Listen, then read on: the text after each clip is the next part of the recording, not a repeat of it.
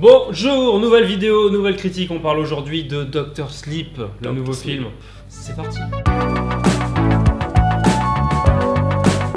Ok, avant de commencer la critique, vous connaissez ce qui s'affiche juste ici, c'est quoi? C'est on s'abonne. Oui, voilà, c'est ça, tu connais. C'est bien, t'es un bon élève. Et ben Dr. Sleep, en fait, c'est la suite de The Shining, le bouquin de Stephen King. Donc on suit en fait Danny, qui est 40 ans plus tard. Voilà, il revient un peu sur son traumatisme dans l'hôtel Overlook. Et on le suit dans différentes aventures où il rencontrera des gens qui ont le même pouvoir que lui. Ça va créer aussi des ennemis et des amis, ça va être beau, voilà. On commence tout de suite la critique avec le casting de ce film qui est composé de Ewan McGregor, Rebecca Ferguson, Cliff Curtis, Jacob Tremblay. C'est voilà, plein de gens, ils sont doués. Plein de personnes. Bah, Ewan McGregor nous donne une plutôt bonne performance, qui est très intéressante. Bah, on sait que c'est un très bon acteur. Et là, je trouve qu'il incarne bien le personnage. Il a réussi à prendre un personnage qui était déjà joué par un autre acteur il y a très longtemps, donc c'était un enfant, et à lui donner une touche de modernité qui est très propre. Je dirais que Obi-Wan Kenobi, du coup, il joue très très bien. Moi, j'ai adoré son jeu et j'ai surtout adoré le fait qu'on croit vraiment que c'était lui étant gosse. Eh ben, on enchaîne avec la réalisation. C'est réalisé par Mike Flanagan, à qui on devait notamment quelques épisodes, toute la série. C'est les créateurs de la série Hill House.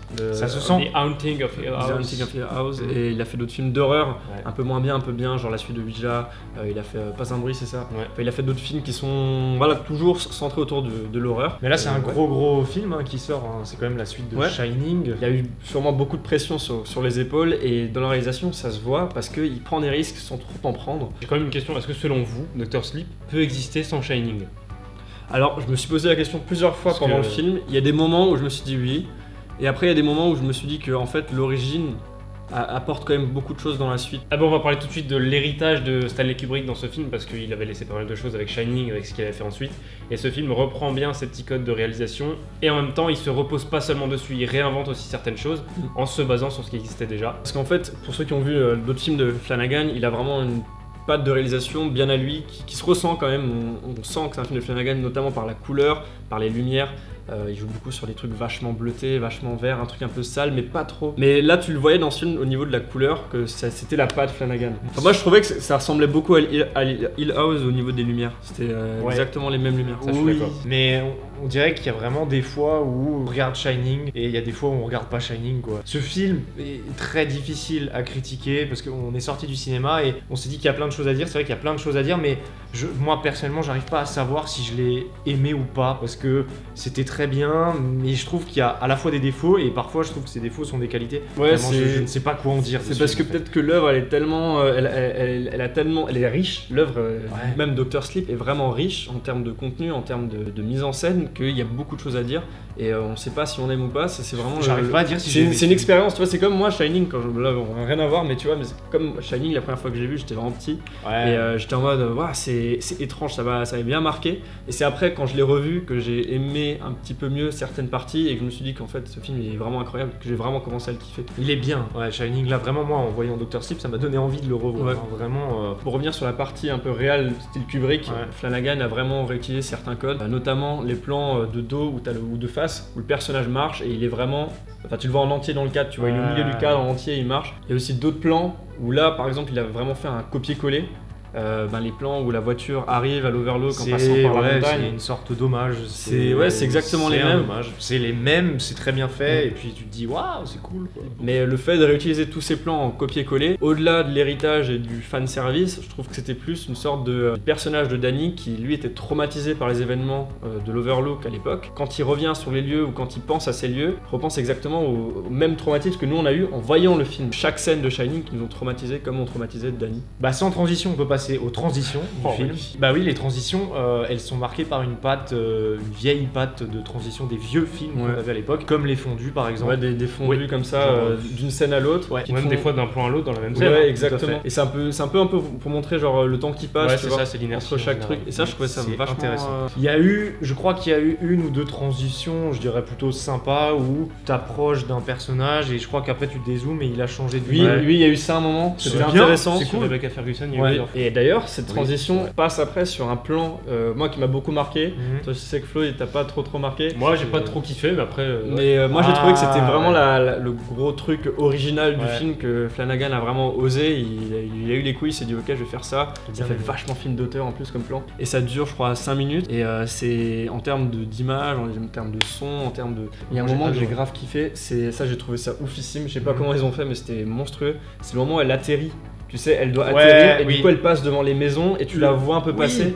Ça, j'ai trouvé ça quand elle atterrit et qu'après elle monte sur la maison, le plan la suit et du coup genre la caméra elle tourne et ça c'était super bien fait. C'est vrai que je me suis demandé si c'est image de synthèse ou si ça a vraiment été tourné, tu sais, ils ont tourné avec... Justement, je sais pas du tout, mais ça franchement pour un film comme ça, c'était bien. Ça pas mal, ça me faisait beaucoup penser à... Enfin, c'est des trucs vraiment compliqués et c'est une grosse prise de risque. Il y a très peu de films d'horreur qui font autant de prises de risque comme ça. Et ben on a le retour de certaines musiques qui étaient dans Shining, notamment dès la scène d'ouverture où on a, en fait, dès le début, dès le titre, je crois qu'on a la musique, la fameuse de Shining. On l'a pas abusée, je crois qu'on l'a au début, elle à la fin. Elle est au début. En fait, elle est à chaque fois qu'on voit l'Overlook, je crois. Parce qu'au début on le voit et à la fin il y a une scène à l'Overlook et on la revoit. Enfin, on la entend. Même j'ai l'impression que toutes les musiques qui étaient un peu marquantes, c'était des espèces de réorchestration de certains thèmes. Souvent ils utilisent un truc que Kubrick aimait beaucoup, c'est les percussions. Oui, il y en a pas mal. Il y a même des scènes où il se passe pas grand chose et d'un coup t'as ça et en fait t'as de la tension alors qu'il y a rien. Jusqu'à arriver à un climax et après il s'enlève et t'as la réaction du personnage. Ouais, c'est vrai. Ça c'est vraiment un truc que Kubrick utilisait tout le temps, les espèces de petites percussions comme ça pour te mettre un peu dans l'ambiance. Il y avait ça dans Eyes Wide Shut surtout. Ok, il y a un aspect de la réalisation qui peut être critiqué par certains ou au contraire qui peut être vraiment un truc de ouf pour certains autres. C'est des espèces de reshoots du Shining original. C'est pas vraiment des reshoots, il y a des éléments qui reviennent qui sont de Shining parce que voilà, c'est personnages, voilà, c'est comme ça. Des espèces de flashbacks. Et en même temps, c'est pas les vrais, ils ont pas pris bêtement le rush de Shining pour le mettre dans le film. Ils ont retourné ça avec d'autres acteurs et il y en a qui peuvent kiffer parce que c'est un hommage vraiment beau et d'autres qui vont dire non, c'est nul parce que c'est pas les originaux. C'est là le souci, c'est que pareil, moi j'étais mitigé dans l'idée de est-ce que c'est bien ou pas bien. Là on a l'école qui va dire c'est très bien parce que c'est nouveau, c'est un autre film, faut se dire que c'est pas la suite. Faut vraiment le mettre. C'est comme si c'était un truc à part. Donc ça c'est vrai que ça fait la démarcation. Se détacher. Peut-être du bien et du pas bien, je trouve que ça pose un problème dans le terme de compréhension. Voilà, ça aussi. Je l'ai vu, je me suis pas tout de suite dit ah d'accord c'est ça. Le problème c'est que comme dit, par exemple quand on voit les premiers plans, et moi j'ai cru que c'était du coup les plans de Shining, mais je me souvenais plus que le gosse ressemblait à ça, des conneries comme ça. Donc c'est perturbant parce que on dirait que c'est la suite, mais c'est pas la suite. Ils auraient pu largement faire de la motion capture. Enfin, c'est sûr, c'est un choix, hein. C'est un choix de pas le faire. Ils auraient pu le faire sur tous les personnages parce qu'il y a des personnages qui reviennent qui étaient déjà dans Shining. Ils auraient pu le faire, ils l'ont pas fait, ils ont recasté des gens. Et du coup, ça veut dire que c'était vraiment un parti pris du réalisateur. Mais ça c'est bien. C'est une façon de se dire on se détache de l'œuvre originale et c'est une bonne chose. Voilà. Et il y a peut-être, je sais pas si c'est justement le réalisateur qui voulait faire ça pour donner un effet de mise en scène. Par exemple, le personnage de Danny, il s'en rappelle mais pas trop. Du coup, t'as pas les mêmes personnages. Je sais pas si c'est une histoire comme ça, ou alors vraiment juste pour se détacher de l'œuvre originale pour que les gens pensent plus à Dr. Sleep vraiment en tant qu'œuvre elle-même, ou alors que c'était Stephen King qui a un peu râlé et qui était en mode ouais moi j'ai pas trop aimé Shining avec Nicholson, du coup on va pas mettre Nicholson. Mais c'est quand même les mêmes plans donc en soi c'est compliqué de juger. Et on peut parler du scénario qui je dirais est pour moi le plus grand souci du film. J'ai pas lu le livre, je le redis, donc j'en sais rien si dans le livre c'est exactement ça. Je sais pas si l'œuvre est fidèle. Je sais pas. Vous l'avez lu vous le livre Justement, je pense qu'on va juger dans la globalité. On va juger le film. Voilà. On va juger le film. Le truc. Si vous avez lu le livre, n'hésitez pas à le dire dans les commentaires s'il y a des choses qui sont différentes ou pas. Plein de trucs, parce que là, on va descendre certaines choses qui peut-être sont présentes dans le livre ou pas. La première chose, c'est les nouveaux personnages qui sont apparus. C'est le camp de manouches un peu bizarre. Qui ont le pouvoir, qui ont le Shining. Qui ont le Shining. À certains degrés différents. Chacun a un pouvoir différent. Mais eux, ils l'utilisent pour se nourrir de la peur des gens et avoir une vie éternelle. Non, pas éternelle, justement, ils disent plus longue. En fait, plus ils en consomment, plus ils peuvent vivre longtemps. Ouais, ça fait un peu tâche. En fait, le truc, c'est que ça débarque comme ça et fait une suite à une œuvre qui est déjà un classique de base. Rajouter des nouveaux trucs, ça fait l'effet Star Wars 7, ça fait l'effet Animaux Fantastiques. Du coup, ça marche un peu moins bien, mais c'était quand même une idée intéressante. Moi, l'effet que ça m'a fait, j'avais vraiment de temps en temps l'impression de voir Twilight. Ouais, c'est vrai. En fait, un mélange entre Twilight et. C'est les décors et peut-être les costumes. C'était assez bizarre, C'est bizarre, mais quand il y a certains moments où ils sont en forêt, ils se tirent dessus, où voilà, il y a de la guéguerre. Pose-toi 2 minutes et tu te dis, ouais, waouh, là c'est la suite de Shining. Et c'est bizarre, en fait c'est étrange, tu dirais que le style est différent. Après, non, mais je suis d'accord, j'ai le même ressenti, cette impression de jongler entre 2 histoires différentes, Ouais. 2 films différents par moment. C'est assez bizarre. Après, moi, ce que j'ai bien aimé par contre avec le truc des manouches, là, c'est peut-être un des seuls trucs que j'ai vraiment aimé, c'est le fait que ça te donnait une espèce d'origine au Shining, le fait de savoir depuis quand ça date, comment l'utiliser. Parce que dans Shining, on a une personne qui l'a vraiment, enfin, il y a que Danny qui peut vraiment l'utiliser. Alors c'est cool, mais en même temps, je trouve que ça fait l'effet Animaux Fantastiques. C'est est-ce qu'on est obligé Voilà, de toujours ça tout nous- expliquer voilà, ça, c'est le problème. Parce que Dès que t'expliques, tu prends le risque que ça plaise pas à certains et Bah voilà. de les laisser en dehors. Comme dit, donc là, on a vu un film qui est donc moderne. Je trouve qu'il y avait cette touche de modernité, mais il y avait cette touche d'un peu super-héros quand tu vois des gens qui utilisent un peu leur pouvoir pour faire des choses. C'est un peu étrange et ça faisait perd très- ce côté film d'horreur, tu C'est vois. très de nos jours, quoi, vraiment.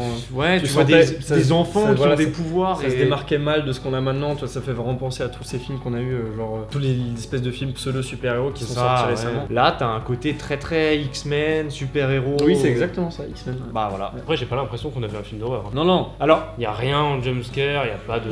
oui et non. T'as une petite Moi, j'ai patte, quand une même petite sursauté un ambiance, peu de temps mais- en temps, mais en fait, ouais. Non, mais ça, c'est des effets de montage, ça, c'est des cuts, t'as des. ouais, c'est des- mais c'est quand, des quand, effets il, sonores. quand il y a c'est comme s'il y avait 2 parties. Il y a la partie du film qui se passe avec cette espèce de Twilight avec les gitans là, voilà. Et t'as la partie qui est plus sur l'après Shining Ouais. avec Danny. Danny qui lui a des trucs un peu plus flippants. Voilà, il a des visions, il en a fait, des choses. Ça joue pas vraiment sur les jumpscares comme le font les mauvais films d'horreur. Non. Ça joue plus sur la tension, vraiment, L'ambiance, sur ouais. l'ambiance. Et ça, c'est bien parce qu'il s'est repris de ce qu'a fait Shining, enfin Kubrick avait fait avec Shining. Mais aussi, ça prend ce que Mike Flanagan avait déjà fait avec Hill House.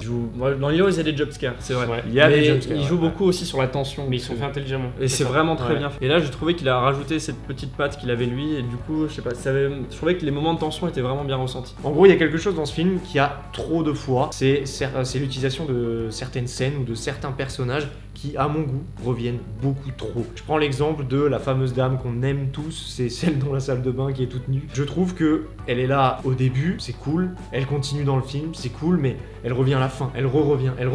Et je la trouve beaucoup trop de fois dans ce film. Et c'est toujours le même principe. Si elle est dans cette baignoire, elle se lève et elle nous regarde. Alors c'est flippant, vraiment. Elle le fait 5 fois, je crois, dans ce C'est film. pas le problème, en fait, oui, elle le fait trop de fois et ça n'apporte rien. Bah, non. Après, Si ça apportait un truc, oui, pourquoi pas. Mais même dans l'hôtel et tout, elle revient. Elle refait sa scène 3 fois, je crois, dans l'hôtel. En fait, on a cette espèce d'hommage à Shining qui est très bienvenu parce que c'est une suite, donc il faut rappeler d'où vient le film. Mais en même temps, je trouve que c'est difficilement greffé par-dessus sans vraiment apporter.